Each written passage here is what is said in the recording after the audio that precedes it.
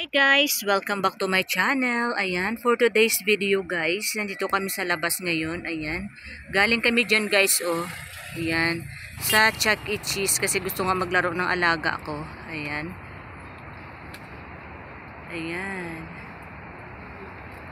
Diba? Ito yung sasakyan namin guys, oh. Ayan, iniwan ako dito kasi nga bumili sila ng ice cream. Binuksan ko lang yung pinto guys kasi sobrang init. Ayan. Diba?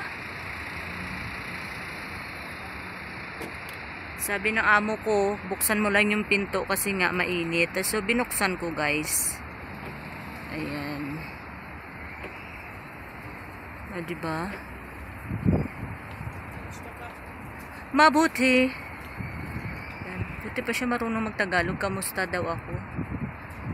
Ayan. Diba? Aba, mag-drive siya. Sarado ko muna guys yung pinto. Ayan.